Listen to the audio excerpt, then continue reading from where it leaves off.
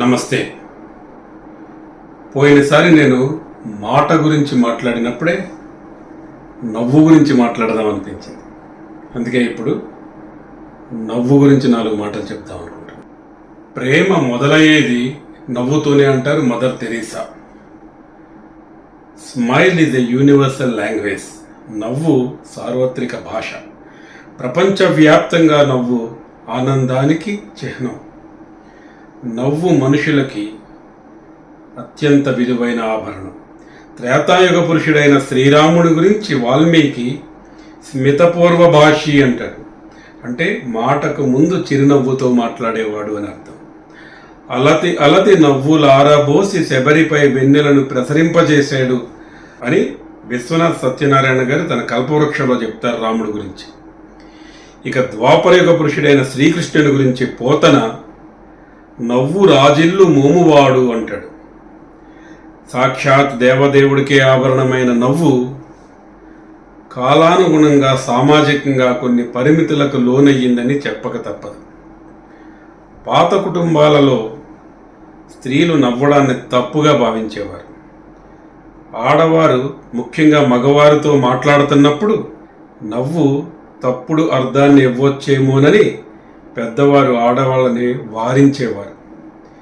స్త్రీలను నవ్వవద్దన్న సమాజం పురుషులకు కూడా కొన్ని పరిమితులు విధించింది నవ్వు విషయంలో.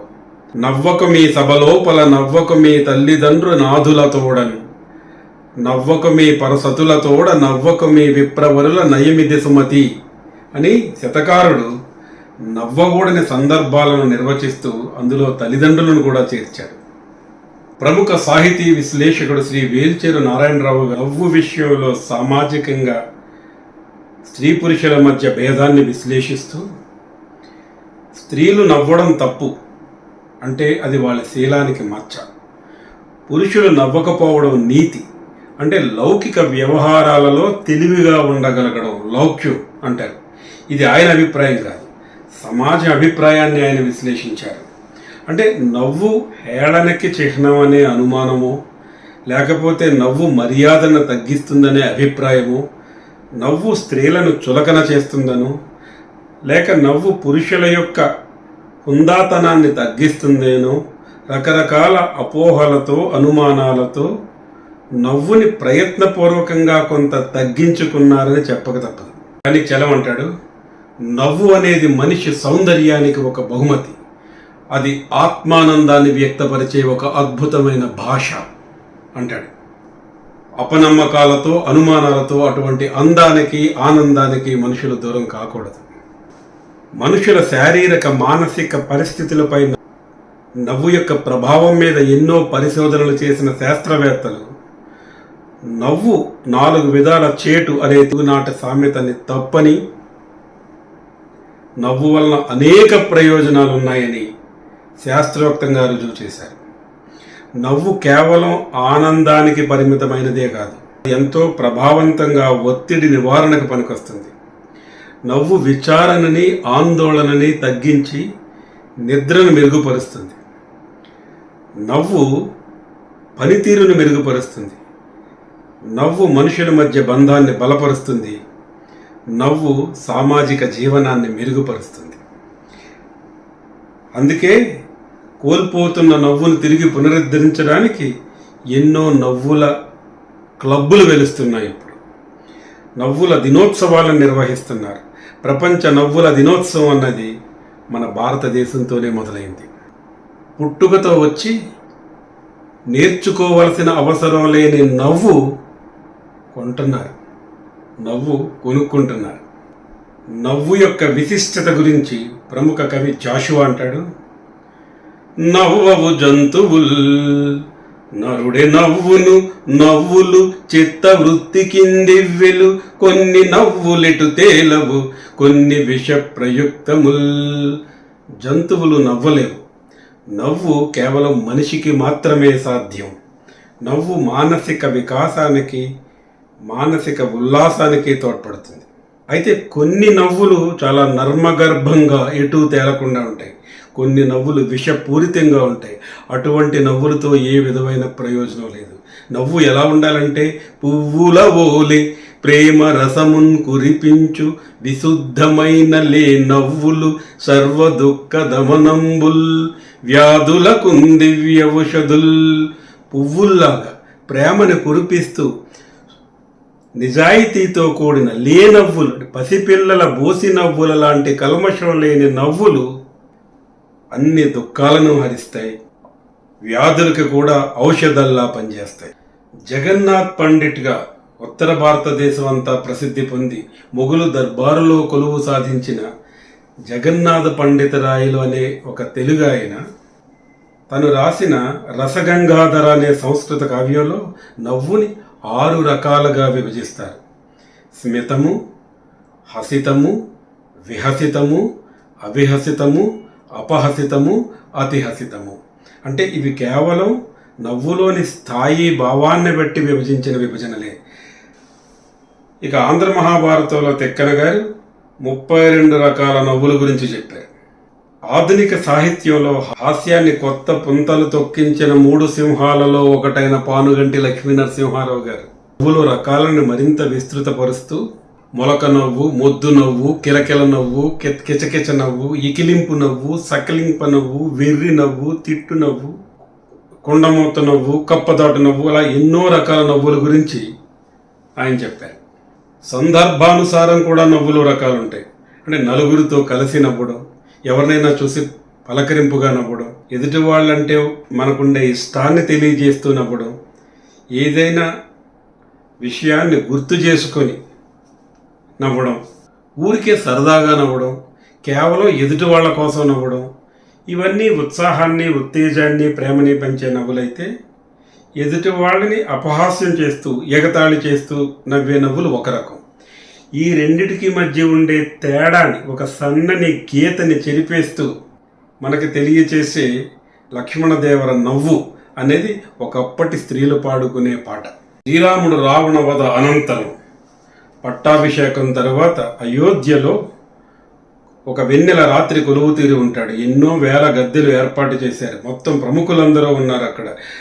సుగ్రీవుడు మొదలగు కిష్కింద వాసులు, విభీషణుడు మొదలగు లంకా వాసులు, అయోధ్యపుర ప్రముఖులు మొత్తం అందరూ సమావేశమైన సందర్భంలో ఒక శాంత గంభీరమైన సమయంలో అకస్మాత్తుగా లక్ష్మణుడు పక్కపక్క నవ్వుతాడు. లక్ష్మణుడు ఎందుకు నవ్వాడో తెలియక అక్కడున్న ఎంతో మంది వారికి తోచిన కారణాలను వారు అన్వయించుకుంటారు. సుగ్రీవుడు అనుకుంటాడు తన అన్నను చంపి అన్న భార్యతో తను నివసిస్తున్నాడనే విషయం గురించి లక్ష్మణుడు నవ్వాడు అనుకుంటాడు.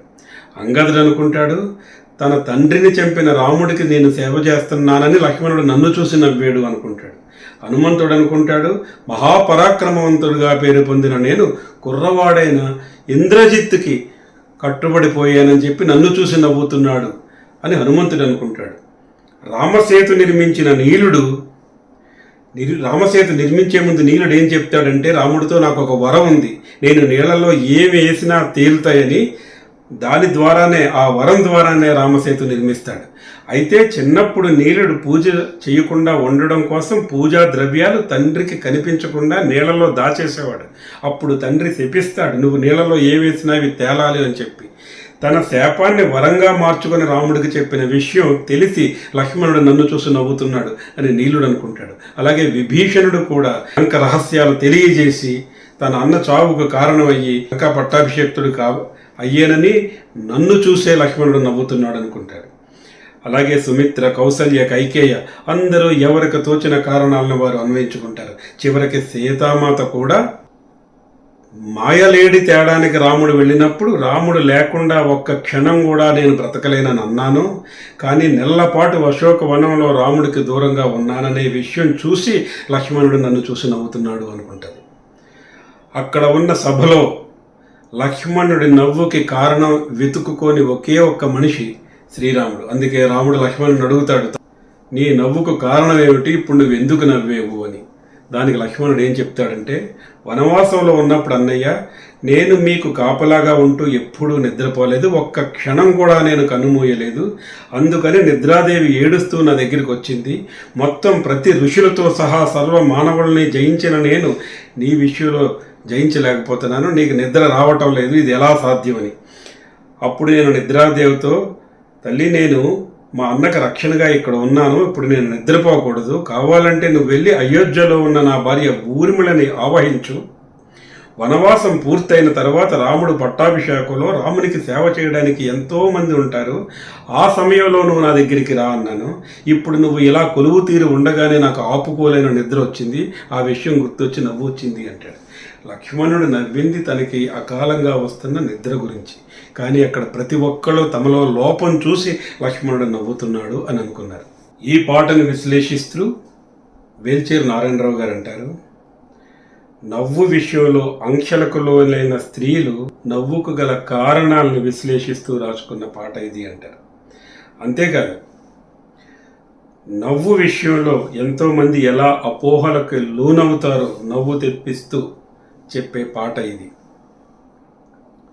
గొప్ప గొప్ప వాళ్ళు సైతం చివరికి దేవుళ్ళతో సమానమైన వాళ్ళైనా తమలో ఉండే లోపాలని తాము చూసుకుంటూ అవి ఎదుటోళ్ళు హేళన చేస్తున్నారేమో అనే భ్రమలకి లోనయ్యే విషయాన్ని మనకు తెలియజేసే పాట ఇది. అక్కడ ఏ విధమైన లోపమో తనలో కనిపించలేదు కాబట్టే శ్రీరాముడు నవ్వుకి కారణాలు వెతుక్కోలేదు. ఎందుకు నవ్వేవని లక్ష్మణుని అడిగాడు. మిగిలిన ప్రతి ఒక్కళ్ళు లక్ష్మణుడు నవ్వుకి కారణం తమలోని లోపమే అని తాము చూసే లోపాన్ని తాము ఎంచుకున్నారు అని తెలియజేసే ఒక వ్యక్తిత్వ వికాసం ఉండే పాట ఇది. నవ్వు విషయంలో అనవసరమైన అపోహలకు లోనవ్వద్దు, అందరూ హాయిగా నవ్వుకోండి అని తెలియజెప్పే పాట ఇది. ఇప్పుడు కొన్ని రకాల నవ్వుల్ని చూడాలంటే ప్రపంచ ప్రసిద్ధమైన నవ్వు మోనాలీసాది.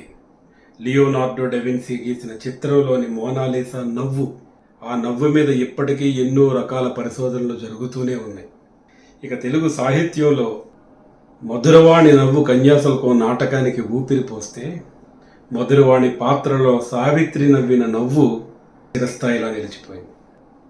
సినీ గేయాలలో నవ్వు విషయంలో ఎస్ జానకి తర్వాతే సిరిమల్లె పువ్వల్లె నవ్వు అన్న, నవ్వింది మల్లె చెండు అన్న, కట్టు కథలు చెప్పి నేను నవ్విస్తే అన్న, ఈ సందర్భాలలో నవ్వవలసింది, నవ్వగలిగింది, నవ్వింది జానకమ్మే. బృందావనంలో శ్రీకృష్ణునికై రాధ నిరీక్షిస్తుంది. శ్రీకృష్ణునికి ఆలస్యం అయ్యింది, రాధకి కోపం వచ్చింది, రాధ అలిగింది. శ్రీకృష్ణుడు రాధను శరణు కోరాడు, అప్పుడు రాధ నవ్వింది. రాధిక క్రోధ మధురాధరమ్ముకింత నవ్వెనో లేదో, పకపక నవ్వె ప్రకృతి నవ్వుకున్నది బృందావనమ్ము, యమున నవ్వుకున్నది, చంద్రుడు నవ్వినాడు, విరగబడి తమ పొట్టలు విచ్చిపోవ నవ్వినవి రాధ తలలోని పువ్వులెల్లా. రాధ నవ్వు యొక్క గొప్పతనాన్ని తెలియజేస్తూ కరుణశ్రీ రాసిన పద్యం ఇది. ఎంకి నవ్వుని వెలకట్టలేని నాయుడు బావా, ఒక్క నవ్వే ఏలు వజర మైడూర్యాలు అంటాడు. ప్రపంచంలో ఒకరినొకరు నవ్వుతూ పలకరించుకుంటే అసలు యుద్ధాలే ఉండవంటాడు అరిస్టాటిల్. అవునా? యుద్ధరహిత సమాజానికి కావలసింది కేవలం నవ్వేనా? సమాజంలో పెరుగుతున్న ద్వేషాన్ని నిర్మూలించడానికి పునాది నవ్వేనా? మరి ఇంకెందుకు ఆలస్యం? పదండి, నవ్వుతూ బతికేద్దాం. మరొక వీడియోతో మళ్ళీ కలుద్దాం.